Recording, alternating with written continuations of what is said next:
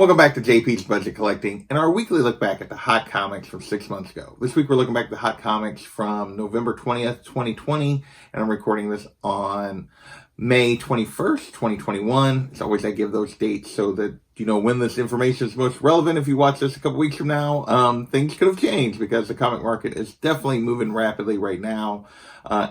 As always, we're looking back at the CBSI Hot Top 10 and the Comic Tom Key Collector Hottest Trending Comics of the Week. This week, between the two lists, we got 19 books to talk about.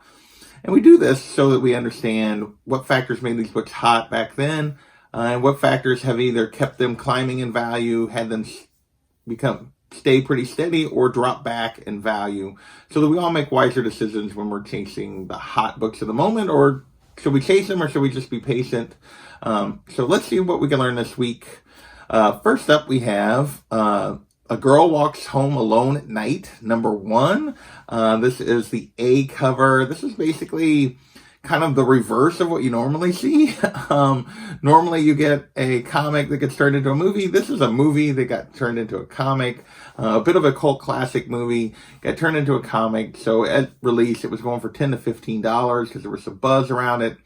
Now it's still a $5 to $20 book for a raw copy, so it's been pretty steady. 9.8 only costs you $50 to $80, but there's low enough print plus enough people that really enjoy the story that it's continued to maintain basically in that value that it got right after it was released. Next, we have the DeWeese 1 and 5 cover of the same book, A Girl Walks Home Alone at Night, #1. This 1 and 5 was going for $20 to $25 back at release. It hasn't quite held up quite as well. It's $5 to $30, so occasionally it's still going in that $20, $25 range, but mostly it's a $10, $15 book. So this one's down. 9.8s are basically the same price as the A cover, $50 to $80. So still interest in this, just not quite where it was at when it first released, but both of these continue to have some value for a new indie, and it's got, definitely a story that apparently people really liked. So next we have some pure option news, more traditional way, and this is DMZ #1, and this is basically that HBO was working on the show is what caused us to hit the list. Raw sales 25 to 30. Now raw sales are 20 to 50, although most of them are actually right in that $30 range.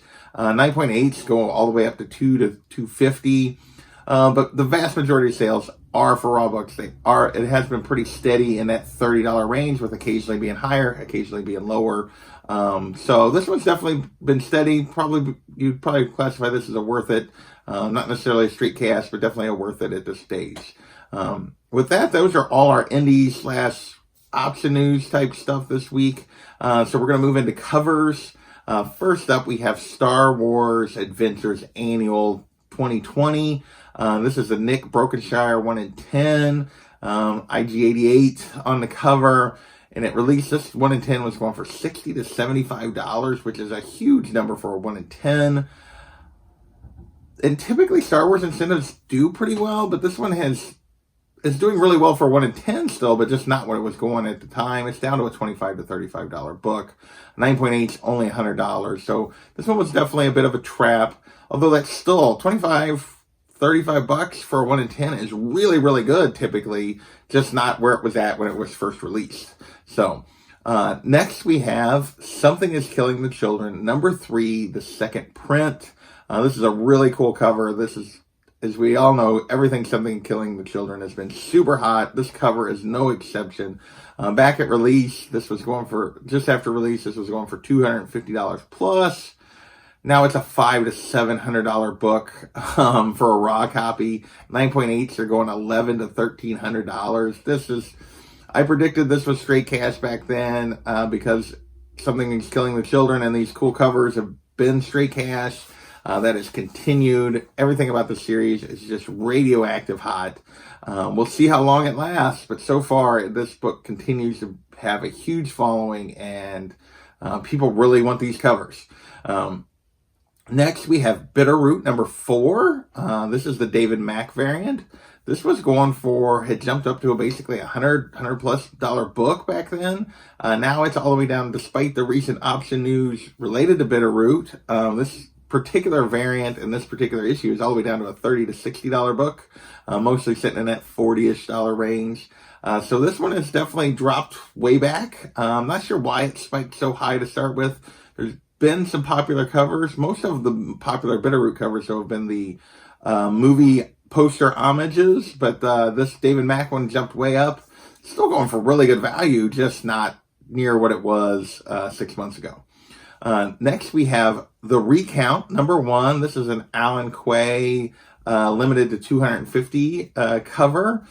And this was going for $90 back then. Now it's $50 to $70. So another I'll Be Back kind of down book. This one hasn't dropped back quite as much. Didn't go quite as high as that Bitterroot book, but still going for good value, just not near where it was at release.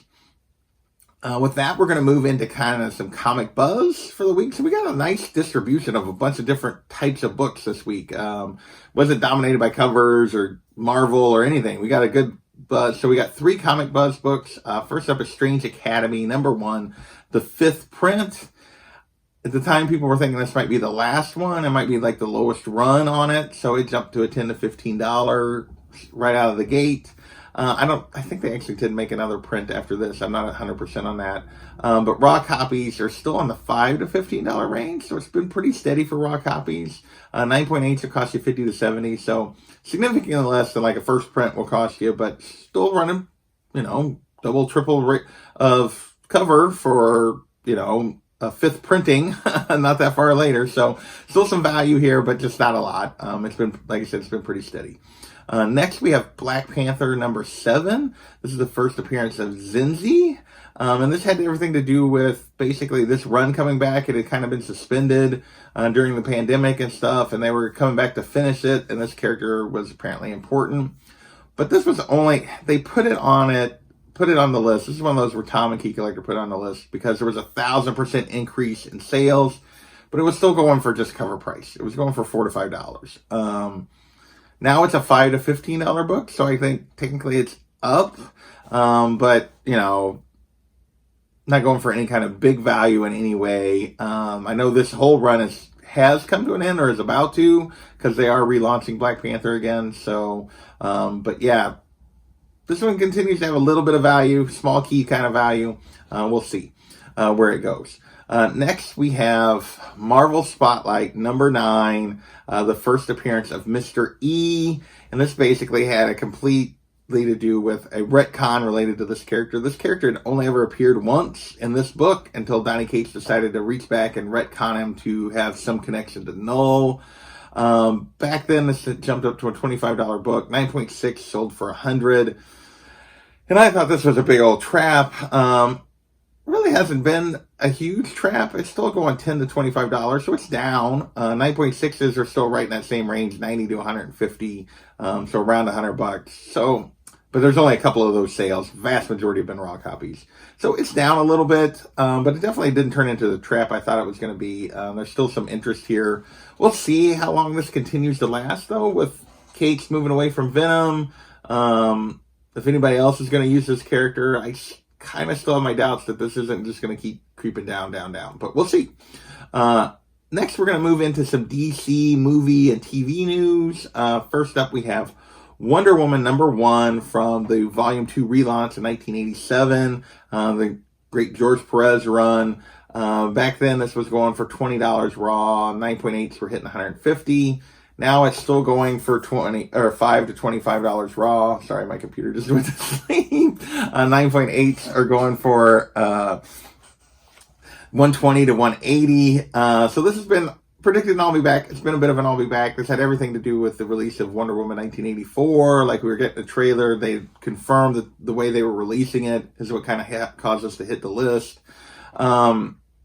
Movie didn't do quite as well as I think everybody thought. It wasn't quite as good as everybody thought, but this book has basically stayed kind of in that same range, down just a little bit, but not a ton. Next, we have Black Lightning, number 2, the first appearance of Painkiller, and this had everything to do with it. This character was coming to the show, and then there was rumors that they were going to end Black Lightning, but give this character a spinoff, which, considering I never heard of this character before this, I was surprised by, but there you go.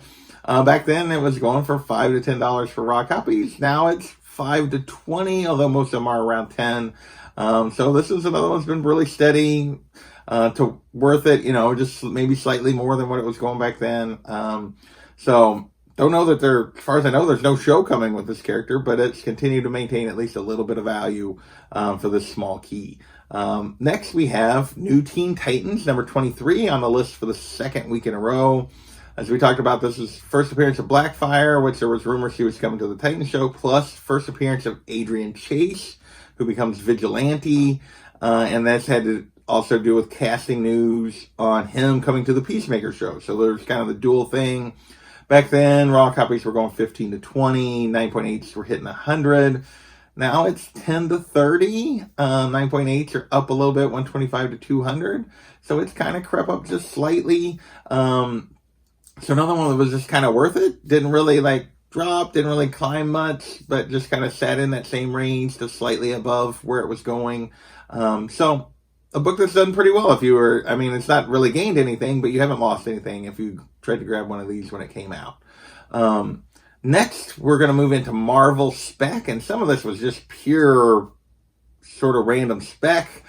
First up, we have Marvel Age number 97, the preview of Darkhawk. We talked about Darkhawk number 1 last week because Marvel basically copyrighted the name and a bunch of the websites so that they had the rights to them, which is obviously or trademarked the names and websites, and which is kind of a first step for them making a movie. So that caused this book, this preview, to also hit the list. Raw copies were going for $15, and 9.6 sold for $135. This one is up. People are still specking on Darkhawk. We haven't got any news really, but we are getting a new series coming, so that may be what's driving this a little bit. People are thinking, oh, they're relaunching a series. That means they're going to do it. We'll see if that happens or not, but yeah, so it was a $15 raw. Now it's a $20 to $70 raw book. 9.6 was $135 back then. Now it's $150 to $200. So this one has done pretty well over the last 6 months. Next, we have Sleepwalker number 1. And this was which is the first appearance of Sleepwalker. And this was completely based on the Darkhawk rumors that if they did Darkhawk, that they would probably include Sleepwalker. So that's why this hit the list. Raw copies were going for 5 to 10. A 9.8 was up to 100. Raw copies now are 5 to 15, and a 9.8 is 150 to 200. I feel like for a 9.8 right now, 150 to 200 is kind of the new range for any sort of key. Before, you could get small keys like this for under $100 or around $100. Feels like everything with the way the market has moved more to the $150, $200 range if it's any sort of key, even if there's not any real good spec on the characters. It just seems to be where it's at. That's kind of what's happened with this one. So another one that's been up and kind of worth it so far. So we'll see.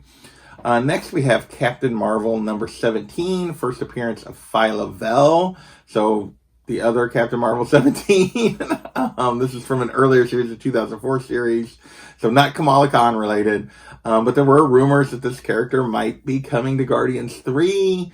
So raw copies were $30 to $40 back then. 9.8s were $125 to $140. And this one's raw copies, which is the vast majority of sales, are still $20 to $50. So they kind of spread out a little bit. Occasionally a little cheaper, occasionally a little more. But another one where the 9.8s have actually crept up in value. There's not a lot of them on the market, but they're up to 200 plus, 2 to 350 really. There's only 3 sales, but they were 200 to 350. So 9.8s have crept up, but overall the raw copies, which is the vast majority of the sales, have been pretty steady. Again, no real news here, but people are specking on anything Marvel right now, as you all know. Next, we have Daredevil number 10, second appearance of Echo on her first cover, and this was, at the time, rumors that she was coming to the MCU, potentially maybe the Hawkeye show. This all turned out to be true. So obviously, this book back then was a $20 book, 9.8s were $120. Now it's a $35 to $70 book. 9.8s are $350 to $500. I will say, if you look and scroll very far, a month ago, this was a $100 book raw. So it's kind of crept down a little bit, but still way up overall. A lot of interest in this character. We know she's coming.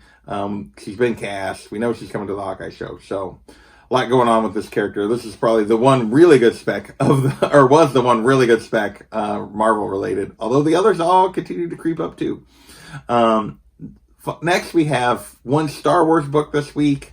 This is Star Wars Age of Republic Special #1.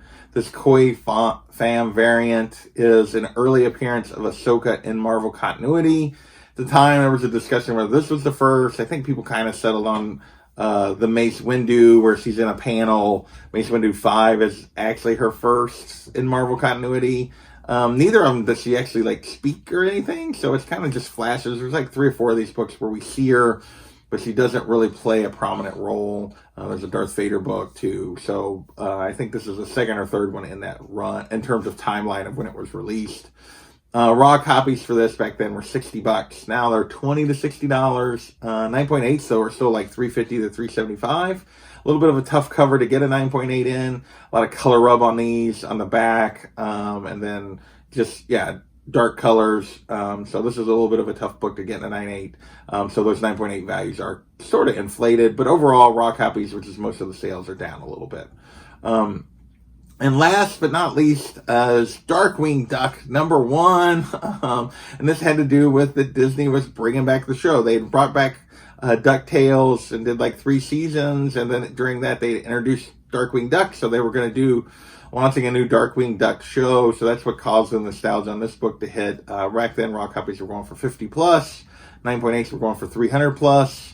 Now raw copies are 25 to 40, so down a little bit. 9.8s are 200 to 300 plus. So also down a little bit overall on average. So definitely an I'll be back kind of book, but still a lot of interest. I'm not sure when this show is launching. I know it is still coming, but I think they're just now wrapping up like releases of the DuckTales show. So I think they got probably like this fall as we'll actually get this show. So it might cause this book to spike again then. So that was this week's list. I got my new look back slide that will kind of give you the breakdown. We had some steady, we had some up. We had a lot of stuff that was pretty. Even like some of the up was up slightly. Some of the down was just down slightly. So a lot of stuff that was pretty steady this week overall. Hope you guys learned something, and we'll catch you next time.